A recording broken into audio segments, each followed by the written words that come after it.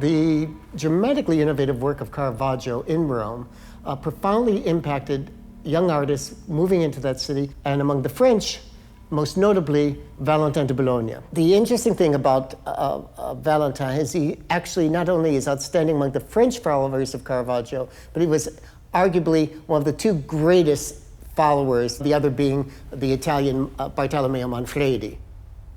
It's a very major painting, both in importance in understanding the late career of Valentin and in terms of its scale and the impression it makes. Le tableau est entré dans la collection suite au don de la famille Strathcona en 1927. Et le tableau n'a pas été montré très souvent.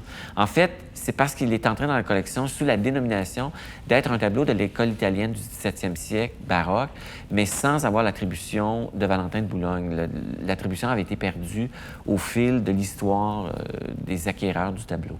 Et c'est par un pur hasard, à la fin des années 60, à l'époque du directeur David Carter, qui était un spécialiste de l'art italien, qui est allé en réserve pour examiner un autre tableau et qui, du coin de l'œil, a aperçu ce tableau-là sur le même porte-tableau et qui, tout à coup, a commencé à vraiment l'examiner de façon plus précise et qui s'est rendu compte que c'était un Valentin de Boulogne.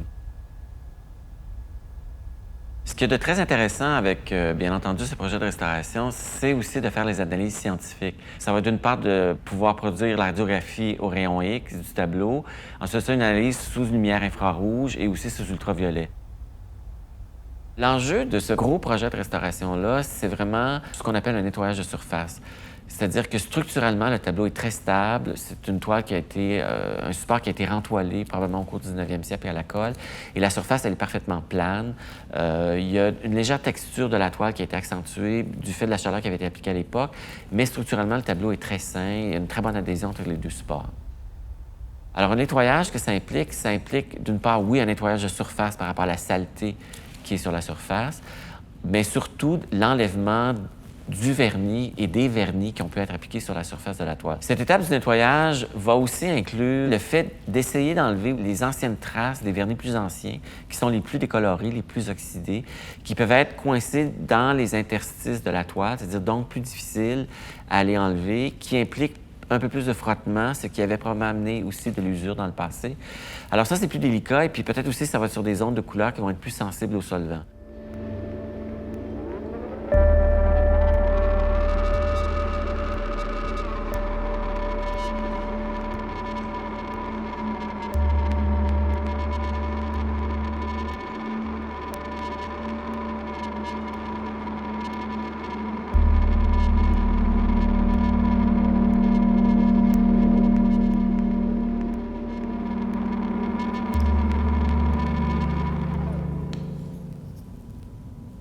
I just identified an appropriate area for taking the paint samples, which is from the Isaacs cheek.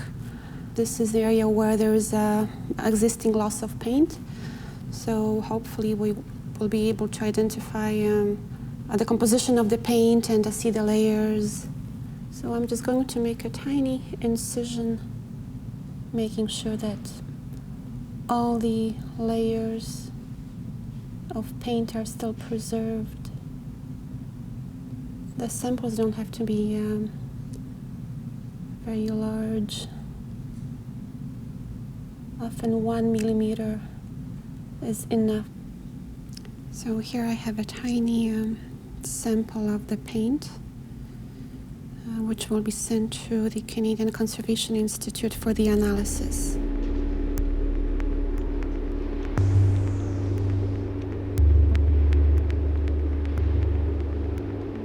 Suite à ça, il y a l'examen démasticage ancien qui avait été fait parce que, d'une part, il y a l'usure sur l'ensemble de la texture de la toile qui a été accentuée par l'entoilage.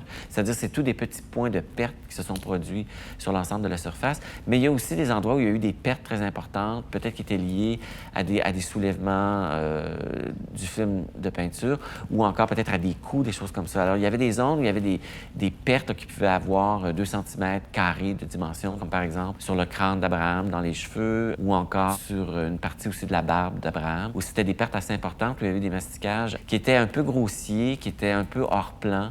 Alors, il y a eu tout cet enlèvement des anciens masticages qui a été fait. Alors, ces zones-là doivent être mastiquées, c'est-à-dire qu'il faut refaire la surface pour la ramener au niveau de la couche picturale.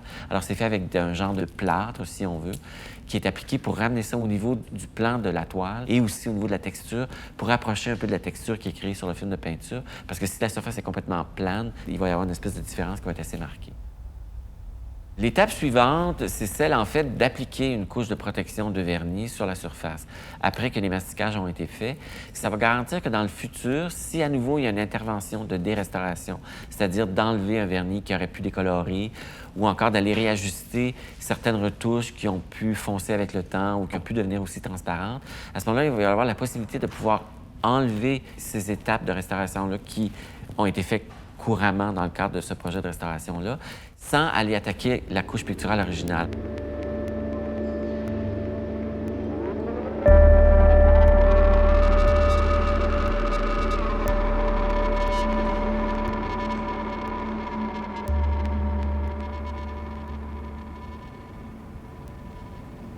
I'm in the final stage of the restoration treatment. I'm doing retouching. So I'm trying to recreate a little bit of the beard and the wisps that were missing or just abraded and very badly worn. The biggest challenge of retouching is to try to recreate some of the missing shadows. For example, on Abraham's face, his right side was quite a bit abraded and the dark shadow was completely missing, and some of the wisps as well. So this is, I guess, the hardest part to recreate. I'm using dry pigments and I'm mixing them with PVA resin.